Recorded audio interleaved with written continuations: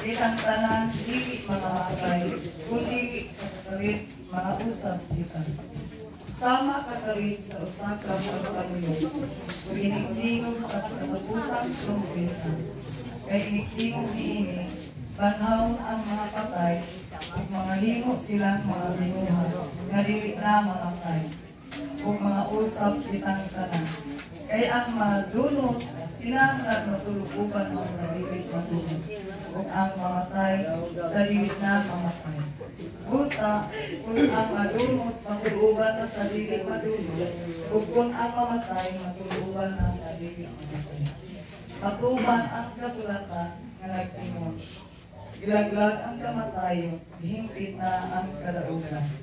O kamatayo, hay na ba ang imong kadaugan? O kamatayo, hay na ba ang imong kalala? Ang kalala sa kamatayo, nagagikan sa sala. Ug ang gahom sa sala, nagagikan sa balaod. Apan, salamat sa Dios na naghatag ka nato kadaugan, pinaagi sa atong Ginoong Hesus Kristo. Ang pulong sa Ginoo.